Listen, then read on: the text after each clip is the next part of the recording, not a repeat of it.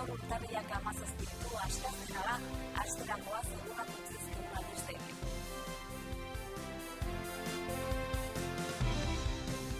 Joseba Sironen udal gobernuak 2018ko aurrekontuak onartu ditu. Guztira 404,5 milioi euro izanen ditu eta zerbitzu publikoak auzuen garapena eta inbertsioak lehenetsiko dituzte. Lan harremanei loturiko 211 jazarpen kasu antzeman dira Nafarroan 2017an. D ereduko erreferentziako ikastetxeen zerrenda handitu dute, eremu ez euskaldunean Nafarroa hegoaldeko 16 ikastetxe publikotan eskainiko du euskarazko lerroa hezkuntza departamentuak. Hezkuntza publikoaren aldeko kanpaina aurkeztu du Nafarroako gobernuko hezkuntza departamentuak. Osasungintzan langileen ratio antolatzeko legea proposatu du Labek. Nafarroako babes zibilerako batzordeak udalekimeneko 3 planen homologazioa onartu du uholde arriskuaren aurrean. Iruñeko udalak 3 bisita gidatu eskainiko ditu Pablo Sarasate konpositorearen omenezko museo aretoa ezagutzeko. Iruñean herritarren parte hartzea sustatzeko laborategia sortu dute, plazara. Albisteekin hasteko Joseba Sironen udal gobernuak 2018ko aurrekontuak onartu ditu. Guztira 204,5 milioi euro izanen ditu eta zerbitzu publikoak auzuen garapena eta inbertsioak lehenetsiko dituzte. Iruñak baditu aurrekontuak 2018rako aldaketaren udal gobernuak ezoiko osoko bilkuran 3. onartu ditu hiriburuzagirako aurrekontuak. Guztira 204,5 milioi euro izanen dira. Joseba Siron alkateak azpimarratu du zerbitzu publikoak hobetzeko, auzuen garapena bultzatzeko eta inbertsio ahalmena handitzeko baliatuko dituztela. 2017an baino 4% gehiago izanen du udal gobernuak aurten. Loturiko 211 kasu antzeman dituzte Nafarroan 2017an. Lan osasunaren institutuak ezinbestekotzat jo du kalte psikosoziala ikertzea eta horiei erantzutea. Lan osasunaren arloan arrisku eta kalte psikosozialak ikertzea eta horiei erantzuta lehentasunezkotzat jo du Fernando Domínguez Osasun Kontseilariak. Arrisku horiek lan harremanen eta lanaren antolamenduaren ondorioz sortutako jazarpenarekin lotuta daude eta iaz osasun bidearen lehen mailako arreta zerbitzuak eta osasun ikuskaritzak mota horretako 211 kasu erregistratu zituzten. Jasotako kasuen artean emakumezkoek pairatu zituzten 127 eta gizonezkoek berriz 76. Datuok Domínguez Kontseilariak, Maria Jose Pérez Nafarroko Lan Osasunaren Institutuko zuzendariak eta Iñaki Moreno Lan Osasuneko zerbitzuko zuzendariak eman zituzten atzo. Perezek lan eremuan sortzen diren biolentzia egoerarik ohikoenak zerrendatu zituen, besteak beste laneko harremanei lotutakoen artean, tratu txarrak, jazarpen morala, sexu jazarpena, bazterkeria, jokabide erasotzaileak eta epeluzen irauten duten gatazka daude, bestetik lanaren antolamenduari lotutakoen artean daude, gehiegizko lankarga, autonomia eta parte hartze falta, babes nahikoaren falta, konpentsazioen eskasia, txandak eta lan kontziliazioa. Gaur egun arrisku psikosozialak gehien pairatzen dituzten langileak zerbitzuen sektorekoak dira, batik bat, ostalaritza, merkataritza, administrazio publikoa, segurtasuna eta isialdia. Erregistratutako kasuen bilakaerari dagokionez 2009tik 2014ra jauzia handia egon zen, 21 kasutik 122 igaro zen. 2014tik aurrera ordea behera egin du zifrak, urte tarte horretan bildutako kasuen 170 langileen arteko harremanen ondorioz sortu ziren. Arrisku psikosozialen ikerkuntzan aurrera pauso handiak egin diren arren, horiek enpresa gutxitan aplikatu direla uste du Domínguez Kontseilariak. Haren esanetan, beste lan arrisku mota batzuekin alderatuta, arrisku psikosozialak ez ezagunak dira, horien ezagutza berriagoa delako. Arazoari aurre egiteko 2017-2020ko lan osasuneko ekintza plana osatzen duten 9 puntuetako bat arrisku psikosozialetara bideratuko dute hain zuzen. Plan hori iaz onartu zuten eta prebentzioa bultzatzea, legedia betetzea, lan baldintzak hobetzea, gizarte eragileekin harremana sendotzea eta formakuntza hobetzea du helburu. Bestalde, Lan Osasunaren Institutuak arrisku eta kalte psikosozialen programa kaleratu du, arrisku eta kalte psikosozialak atzematea bultzatzeko eta erregistratzen diren kasuetan jardunbideak hobetzeko helburuarekin. Horrez gain, laneko indarkeria egoeretan jokatzeko protokoloak sortzeko gida teknikoa eskainiko dute. Eta hezkuntza kontuekin jarraituko dugu aurrera, D ereduko erreferentziako ikastetxeen zerrenda handitu du eremuez euskaldunean. Nafarroa hegoaldeko 16 ikastetxe publikotan eskainiko du euskarazko lerroa hezkuntza departamentuak. Nafarroako gobernua duela 2 ikasturte hasi zen D eredua eremuez euskaldunean ere eskaintzen eta ordutik bilakaera irregularra izan duen arren euskarazko hezkuntza errotzen hasi da. Horren erakusle dira hezkuntza departamentuak 2018-2019ko ikasturteko aurrematrikulazioari begira ezarritako aldaketak, besteak beste D ereduko ikastetxeen zerrenda zabaldu du. Eremuez euskaldunean D ereduko eskaintza erreferentziazko 14 ikastetxetan trenkotzea erabaki zuen departamentuak iaz. Zerrendatik kanpoko zenbait eskolatan ordea, D ereduko eskaera ugari jaso zituzten eta euskarazko lerroa zabaldu behar izan zuten. Aurten, zerrendan sartu dituzte horiek ere. Eremuez euskalduneko 16 udalerritan emanen dute sare publikoan D ereduan matrikulatzeko aukera. Lizarran, Abartzuzan, Aion, Zudairen, Antzinen, Losarkosen, Lodosan, Zangotzan, Tafaian, Herriberri, Kaparroson, Zarrakaztelun, Azkoienen, Tuteran, Kastejonen eta Noainen, iaz baino 2 gehiagotan. D ereduko ikastetxe berri ez gain, aurtengo aurrematrikulazio kanpainaren berritasun nabarmenen artean daude ratioen murrizketa eta familia bakoitzak hauta dezakeen zentro kopurua handitzea izan ere, 3 urteko neskamutikoen aurrematrikulazioan 6 ikastetxe hautatzeko aukera izango dute gurasoek edo tutoreek. Hezkuntza departamentuak gelako 25 ikasleko ratio ezarri zuen sare publikoan orain dela 2 ikasturte. Orain, neurri bera ezarri du itunpeko ikastetxeen kasuan ere. Otsailaren 1-tik 7 zabalik izanen da aurrematrikulazio epea. Ondoren ikastetxeek martxoaren 8 arteko epe izanen dute onartutako ikasleen behin-behineko zerrenda erakusgarri jartzeko eta behin-behineko zerrenda berriz martxoaren 12an argitaratuko dute zentroek. Matrikula epeari dagokionez martxoaren 26-tik 28 izanen da 3 urteko ikasleen kasuan eta haur eta lehen hezkuntzako gainerako ikasleena berriz ekainaren 28-tik 28.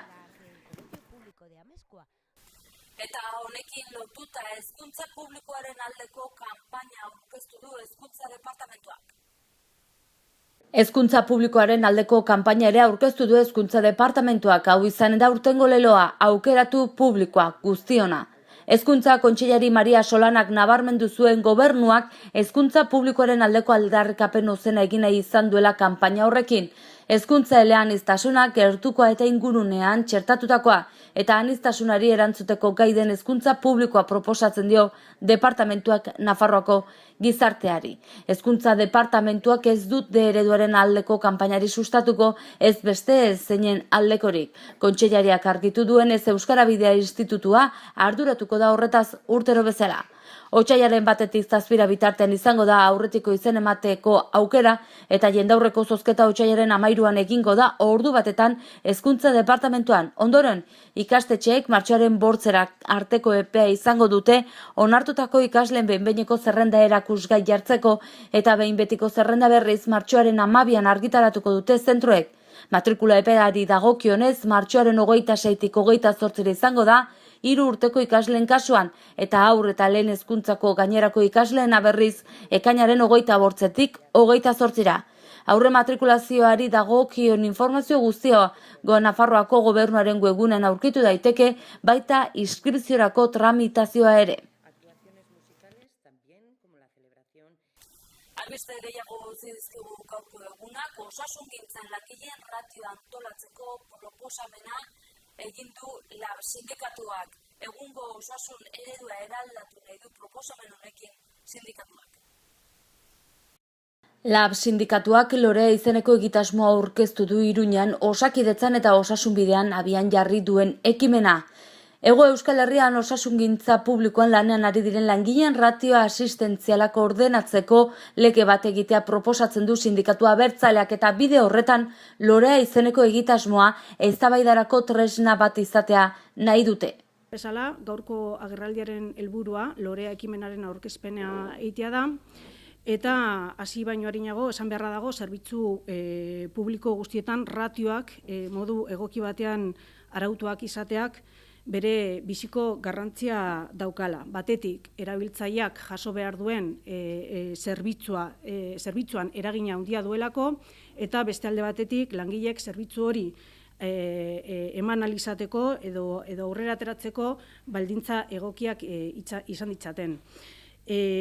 Badakigu, ratioek zerbitzu publikoetan egon behar duen enplegu maila erabat baldintzatzen dutela, gure ustez, eztabaida edo behar hori nahiko zabalduta dago hainbat sektoretan, hainbat sektore publikoetan, irakaskuntza kasu edo arlo soziokomunitarioan, baina egia da azkenengo urtetan atzera pausuak eman direla. Atzera pausu oso larriak, gobernu ezberdinek emandako atzera pausu horiek eragina oso larriak izan ditu zerbitzu publikoetan.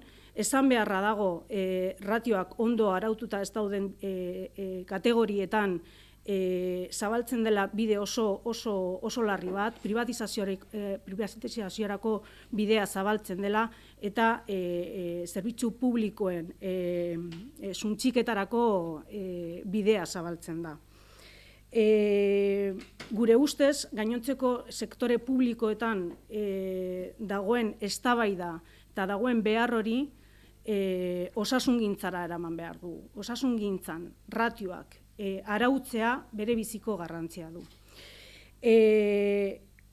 Gure ustez, osasuna edo gaur egungo osasun sistema begira dago eredu prekario batera. Begira dago Estatu Espainoletik dagoen eredura. Eta gure helburua da beste herrialde batetako ereduak jaso behar ditugu eta gure referenteak izan behar direla. Gure ustez, osasun sistema kalitatean eta garapenean oinarritu behar da, eta ez murrizketetan eta ez prekarizazioan. Gure ustez, Euskal Zerbitzu Publikoen defentsan eta garapenerako ratio lege propioak izan behar ditugu, Euskal jendartearen beharren arabeko zerbitzu publikoak nahi baldin baditugu, gaitasun legegile osoa garatu behar dugu. Eta hau da, superbidentziarako eskema bat, behar bat. Labentzat, proposamen estrategikoa da Euskal Herriko osasungintza eraldatzeko, langileen lan baldintzak hobetzeko, erabiltzaileak zerbitzu egoki bat izan alizateko, laburbilduz kalitatean oinarritutako eredu berri batean urratsak eman behar ditugulako egiten dugu ekimen hau. Legea aitzindaria da Labek proposatzen duena eta enplegu duin eta egonkorra ziurtatzea du helburu, pribatizazioen mehatxuen aintzinean gure osasun zerbitzuak blindatuko dituena. Eider Casanova Labeko kideak aurkezpenean esan duenez, Lorea egitasmoaren ardatzak ondorengoak dira, lan-kargen bidezko banaketa zehaztea, langileen egonkortasuna bermatzea, behin-behinekotasunarekin eta kontratu prekarioekin bukatzea, eta politika antolakuntza edo sasoiko irizpideen menpe ez dagoen arreta ziurtatzea. Egungo osasun eredua eraldatu nahi du Labek proposamen honekin profesionalen lan baldintzetan eta pazienten zaintzan ekitatea sustatuz. Nafarroako babes zibilerako batzordeak udal ekimeneko 3 planen homologazioa onartu du golde arriskuen aurrean. Nafarroako babes zibilerako batzordearen kide berriek homologatu dituzte udal ekimeneko planak Atarrabian, Baztanen eta Donezeben goldeak izateko arriskuaren aurrean. Batzordeak egindako batzarrean Nafarroako Foru Komunitatean goldeak izateko arriskuaren aurkako larrialdietako plan bereziaren aldaketaren aldeko txostena eman da, eta baita Nafarroako arrisku erradiologikoaren aurreko larrialdietako plan bereziarena eta elurte handiak bezalako fenomeno meteorologikoen aurkako ekintza planaren aldaketa. Babes zibilerako zuzendariak, Isabel Lanautek, larrialdietako plan desberdinetan sartutako aldaketen berri eman du. Foru komunitatean goldeak jasateko arriskuaren aurkako larrialdietako plan bereziaren kasuan aldatu eginda berau, babes zibilerako politikak uztailaren 9/3/2010 errege dekretura moldatzeko helburuarekin uholdeen aurkako babes zibilerako prebentziozko politika bat sortzeko administrazio guztien artean modu azkar, eraginkor, efiziente eta koordinatuan egingo dena ondorioak ahal den neurrian minimizatzeko helburuarekin. Hala, eguneratu egin dira golde arrisku handiko eremuak eta baita golde arriskua duten ibaitarteak ere arrisku mapak eta beraien golde eremuak sartuz, arrisku mapen goi mailako, erdi mailako eta behe mailako probabilitateen araberakoak. Gainera, eguneratu eginda Nafarroan gertatutako goldeen azterketa historikoa 1983tik 2015 arte eta egokitu eginda aipaturiko arriskugarritasun eta arrisku mapetako goldeen analisia. Halaber eta prebentziorako neurriei jarraiki, udal jardunerako planen homologazio ere gauzatu da, Atarrabia, Baztan eta Donezebeko udaletxetako uholde arriskuari aurre egiteko. Eta Iruñeko udalak Bertzalde Pablo Sarasateren museo aretora joateko bisita gidatuak antolatu ditu. Aste honetan Iruñeko udalak doako 3 bisita gidatu eskainiko ditu Kondestablearen jauregiko Pablo Sarasate museoa aretoa ezagutzeko. 010 telefonoan eman daiteke izena edo aurrez aurre edozein zibiboxetan. Ostiralean, arratsaldeko 6:30 bisita gaztelaniaz egingo da. Larun batean 2 txanda egongo dira, lehenengoa eguerdiko 12 euskaraz eta bigarrena arratsaldeko 6:30 gaztelaniaz. Museoa zeinalehenago Iruñeko udal agiritegiaren barruan egon baitzen, 1887an sortu zen musikariak hiriari egin zion dohaitzari esker, sarien sorta bat, instrumentuak, altzariak eta haren beste zenbat objektu pertsonal. Baina bildumak beste egoitza batzuk ere izan ditu, udaletxe zarra adibidez. 2008az geroztik biolin jotzaile eta konpositorearen ondarea Kondestablearen jauregian dago, Iruñeko udal agiritegian diren partiturak salbu. Ikusgai paratutako objektuen artean nabarmentzen dira konpositorearen instrumentuak, musikariaren erretratu bat, Jose Janezes pintoreak 1884an egina eta Mariano Benlliureren brontzezko busto bat. Badira ere hainbat ikusentzunezko biolin jotzaile iruindarraren musikari buruzkoak.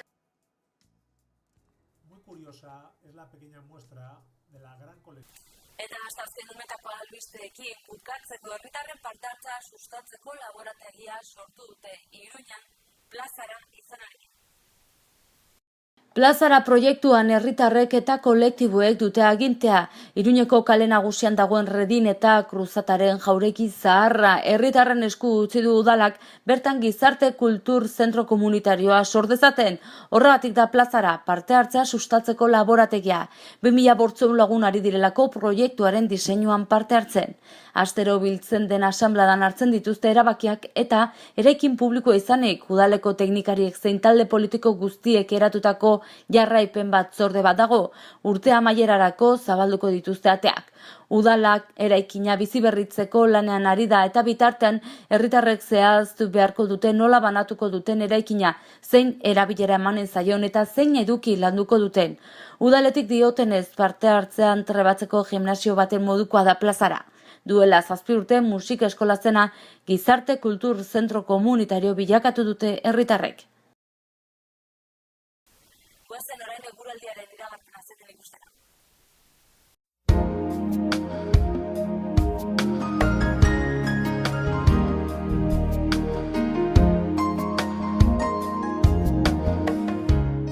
Euria egingo du bereziki egunaren lehenbiziko partean eta ipar isurialdean. Euri txiki egingo du gehienetan, baina goizean baliteke Kantauri isurialdearen ekialdean mardulago egitea. Arratsaldean pixkanaka aterruneak luzatu egingo dira eta eguna bukaeran atertuko du.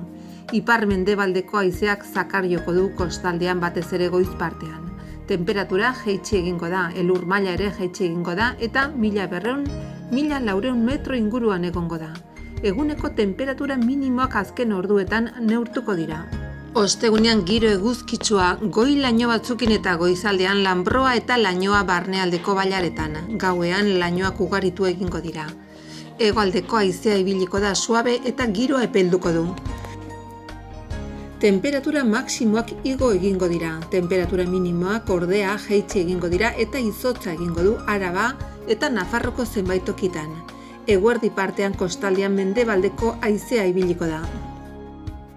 Urtarriak 17 asteazkena goazen egunak utzizkigun lerroburuen errepasoa egitera.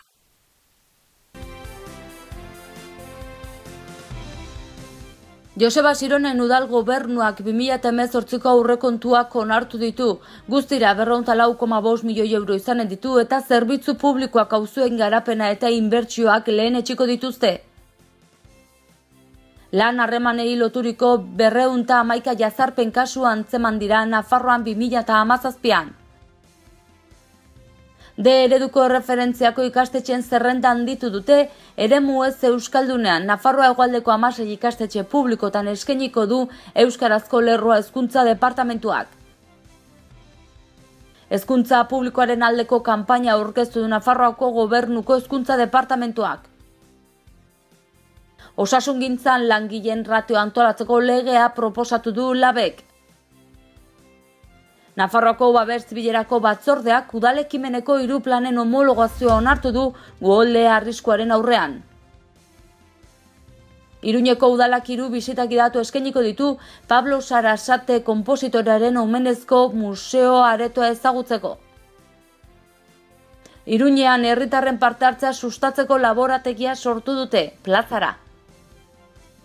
Eta bertzerik ez dauko, zauze izan da dela, mi esker berriz ere zuen arretagatik eta arratsalde honez.